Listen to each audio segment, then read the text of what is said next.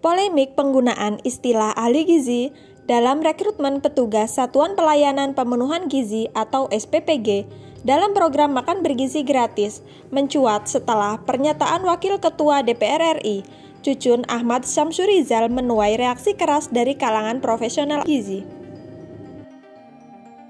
Pernyataan tersebut dinilai merendahkan profesi ahli gizi dan memunculkan kekhawatiran akan turunnya standar layanan gizi dalam program prioritas nasional tersebut. Polemik bermula ketika seorang peserta forum konsolidasi SPPG se-Kabupaten Bandung menyoroti persoalan sulitnya Badan Gizi Nasional atau BGN mencari ahli gizi untuk ditempatkan di SPPG. Ia mengusulkan agar istilah ahli gizi tidak digunakan jika tenaga yang direkrut bukan lulusan gizi. Namun sebelum peserta itu menyelesaikan penjelasannya, Cucun memotong dan mengkritik gaya penyampaian peserta tersebut yang menurutnya arogan. Dalam rekaman yang beredar, Cucun bahkan menyebut istilah ahli gizi tidak diperlukan dalam program MBG. Ia menambahkan bahwa posisi itu bisa diisi lulusan SMA yang mengikuti pelatihan singkat. Kemudian selain organisasi profesi hak persagi, saya juga ingin memberi saran terkait nanti misalkan Bapak Ibu menambah profesi ahli sanitasi, tolong merangkul dan kolaborasi dengan profesi HAKLI, yaitu Himpunan Ahli Kesehatan Lingkungan Indonesia. Jadi tolong jangan diacak-acak profesi kesehatan ini gitu. Jadi bukan. Saya paham. Oke. Solusinya masih ada lagi Pak, boleh nggak? Boleh kasih solusi satu lagi? Terkait itu kan terkait profesi kamu. Biar nggak panjang, kamu terlalu panjang. Yang lain kasihan. Ya, oke, siap. Cukup ya? Boleh satu lagi? Nah, udah cukup. Nanti. Solusinya? Tapi cuma buat kebijakan. Duduk dulu. Udah. Taruh gini, Bapak Ibu sekalian. Saya nggak suka anak muda arogan kayak gini. Mentang-mentang kalian sekarang dibutuhkan negara, kalian bicara undang-undang. Pembuat kebijakan itu saya. Saya sekarang akan nanti ajak rapat BGN. Akan merubah diksi daripada ahli gizi ini adalah satu tenaga pengawas atau pemantau, gimana kalimatnya? Satu tenaga yang menangani gizi, tidak perlu ahli gizi. Cocok gak? Nanti saya akan selesaikan di DPR. Kalian gak boleh arogan gitu bicara undang-undang. Semua diksi polisi yang ada di Republik ini, nih misalkan Pak Camat ini, untuk jadi camat harus dari STPDN, enggak kan, benar kan Pak ya? Tapi memiliki ilmu pemerintahan. Kalau kalian ego kayak gini, ya, ini lagi dalam rangka membangun bangsa Bapak Ibu sekalian. Nanti Bapak Ibu sekalian diboikot oleh mereka dengan kesombongan seperti ini. Sorry, Republik bukan milik ahli gizi. Betul nggak? Kalian jangan tepuk tangan seperti itu. Ketika sudah rapat di DPR, saya ketok, kita tidak perlu ahli gizi, tidak perlu persagi. Yang diperlukan adalah satu tenaga yang mengawasi gizi, tidak perlu ahli gizi. Selesai kalian. Cocok? Jangan bicara arogansi dengan saya. Semua urusan Republik ini, saya tinggal pegang palu, selesai.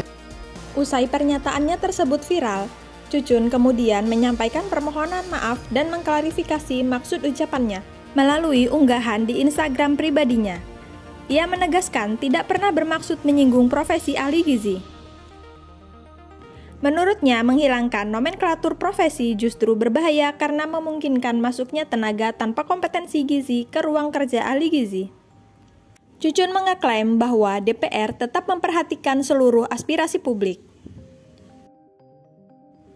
Usai pertemuan tertutup dengan perwakilan Badan Gizi Nasional atau BGN dan Persatuan Ahli Gizi Indonesia atau Persagi, Cucun menegaskan polemik ini berawal dari pembahasan soal kelangkaan tenaga ahli gizi di Komisi 9 DPR RI.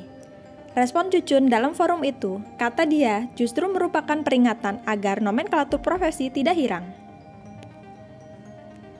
Kan di awal berangkat dari hasil RDP Komisi 9 ya.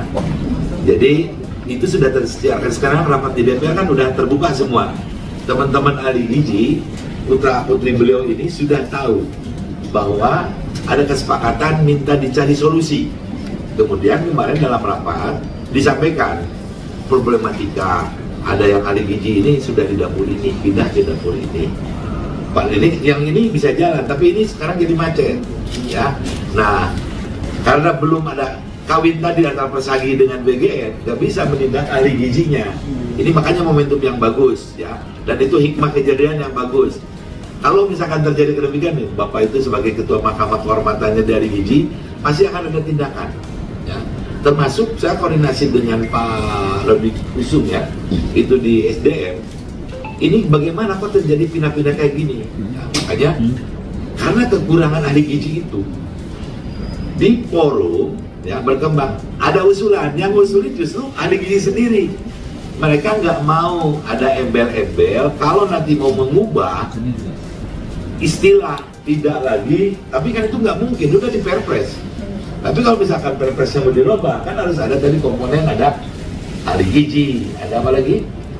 Akuntan, ada ini. Yang usulkan itu putrinya beliau, jangan ada embel-embel lagi ahli gizi. Saya respon, kalau keinginan demikian, nanti kan profesi panjenengan semua ya diganti, ya habis. Nanti yang masuk mah bukan ahli gizi. Itulah penjelasan saya. Dan tadi sudah sampaikan oleh putra beliau, ya kata beliau tadi, ya benar diluruskan seperti itu. Justru tadi berkembang di sini. Kalau BGN ini percepatan nanti sampai 20.000 bulan Desember, dari BGN barusan menyampaikan bahwa tolong dong ditoleransi. Bah, saya menyampaikan sebagai wakil rakyat dari beliau dan dari anak-anak ini, tolong Pak maksimalkan dulu aja. Nah, nanti titik temunya itu ketika akan ada perjanjian kerjasama ini. Kalau sampai Desember 20.000 nggak tercapai tenaganya apa? Nanti Pak Ketum juga dengan Ibu Sekjen dan pengurus akan ngambil langkah, oke, tapi dalam jangka waktu sampai ada kelulusan ini. Tapi ini kami akan upgrading, misalkan itu. Menurut beliau tadi kan seperti itu, akan upgrading. Karena beliau itu upgrading di Persagi itu udah cukup luar biasa. Nah ini termasuk kemarin yang saya sampaikan bahwa ya toh kalau misalkan tidak ada ahli gizi dan usulannya seperti itu, kita latih. Tetap karena ini berbicara gizi, inilah hikmahnya. Saya semalam juga diskusi dengan beliau, perlu tetap harus keterlibatan berbicara Undang-Undang 17 2023, Qualiview, ada assessment, uji kompetensi, itu tetap harus diikuti untuk dalam sebuah skill worker. Itu ya. Pernyataan Wakil Ketua DPR RI tersebut memancing reaksi keras dari para ahli gizi. Dokter sekaligus ahli gizi masyarakat Tan Sutien menyebut perkataan Cucun menunjukkan ketidakpahaman mendasar mengenai profesi ahli gizi. Ia menilai pandangan bahwa ahli gizi dapat digantikan oleh tenaga non-profesional merupakan kekeliruan fatal. Tan menuturkan bahwa sebagian pejabat kerap tidak memahami perbedaan antara jabatan struktural dan jabatan fungsional yang membutuhkan keahlian tertentu. Ia menegaskan bahwa keberadaan ahli gizi merupakan unsur esensial untuk memastikan standar gizi terpenuhi dalam program makan bergizi gratis. Ia berharap pembuat kebijakan memahami bahwa program MBG menyangkut kesehatan generasi muda, sehingga tidak boleh disederhanakan hanya sebatas penyediaan makanan tanpa kendali profesional. Ya, nomor satu, saya cuma menyesali bahwa orang menjadi pejabat itu mestinya punya integritas, punya sopan santun dalam bertutur kata, punya bawaan yang karismatik ya, bukan malah akhirnya menuai masalah. Itu pertama. Jadi alangkah baiknya kalau kalian yang merasa jadi pejabat mulai hari ini coba santun sedikit gitu ya. Itu pertama. Yang kedua, dia ini sama sekali nggak ngerti bedanya antara jabatan struktural dan jabatan fungsional. Itu penting ya. Jadi kita benahi dulu nih. Jabatan struktural itu adalah suatu jabatan yang mengenai suatu struktur dalam suatu tatanan instansi yang mana barangkali kalau tidak sesuai dengan Tapi masih ada merepet-merepetnya ya. Jadi yang tidak sesuai dengan skill tertentu masih oke. Seperti misalnya jabatan struktural Menteri Kesehatan.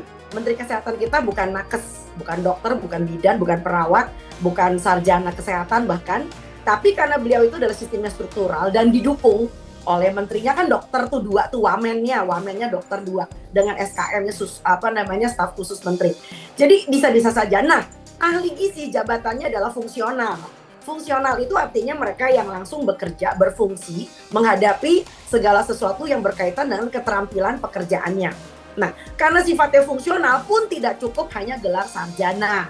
Justru sudah mempunyai skill atau yang disebut dengan udah menjadi seorang ahli gizi yang sudah melalui kalau dokter itu ada istilahnya in-ship, koasistensi.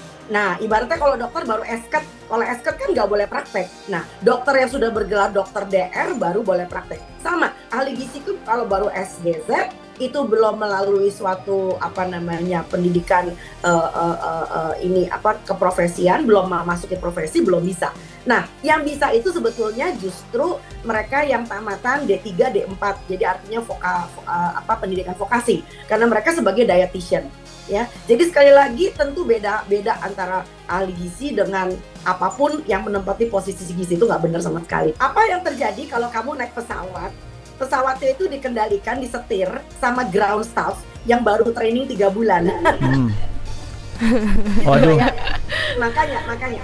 Atau misalnya kamu masuk ke poliklinik umum nih, pengen ketemu dokter. Ternyata yang dilatih itu adalah semacam kayak ya petugas kebersihan. Ya karena dia sudah paham dokter ini kalau pilek obatnya ini, kalau darah tinggi obatnya itu. Udah kasih aja sesuai dengan kebiasaan dokternya. Dilatih 3 bulan. Kan kita juga bete ya. Ini nggak benar sama sekali. Ini adalah pelecehan. Ini kalau buat saya lebih keras lagi bahasanya. Pelecehan terhadap suatu profesi. Ya, pelecehan terhadap suatu profesi, saya ulangi. Jadi dengan kata lain bahwa kalau memang nggak ngerti tupoksinya seorang ahli gizi, yang mending nggak usah ngomong deh. Ya, kalau menurut hemat saya ini kan urusannya antara BGN dengan Persagi. Kalau memang ini urusan antara BGN sebagai pemakai jasa dan Persagi sebagai provider tenaga gizi, ini bisa bicara dengan baik, maka pihak lain nggak usah banyak urusan, ya. Lagian beliau itu kan sebetulnya statusnya hanya legislatif. Ngapain juga ikut-ikut bicara, udah deh malah jadi makin kisruh. Yang paling penting adalah segala sesuatu ada tupoksinya, ya. Jadi tempatkan orang di tempat yang benar, the right man on the right job, itu penting banget. Supaya jangan sampai nanti timbul masalah baru lagi. Jadi jangan menyelesaikan masalah dengan cara menciptakan masalah baru, gitu loh ya. Sekali lagi ini penting nih, menyelesaikan masalah dengan cara menciptakan masalah baru. Ini pusingnya bukan main gitu loh ya. Dan jangan juga akhirnya, nah ini dia, antar profesi ini diadu gitu loh ya. Jadi seperti kayak kemarin ya, gara-gara omongan kecil kayak begitu kan akhirnya nakes-nakes kita yang lain seperti misalnya teman-teman dari Kesmas, teman-teman dari Kesling, itu kan kayak udah high hope banget kan. Allah, aku nanti bisa menempati itu kan nggak sopan ya. Gitu loh ya. Di satu sisi semua orang tentu ada tempat ranah di mana dia berkarya sesuai dengan fungsinya.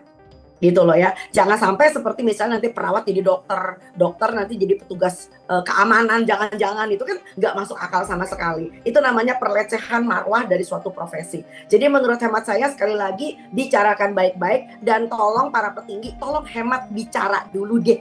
Gitu loh ya. Kalau memang belum tahu duduk perkaranya. Itu aja sih pesan saya.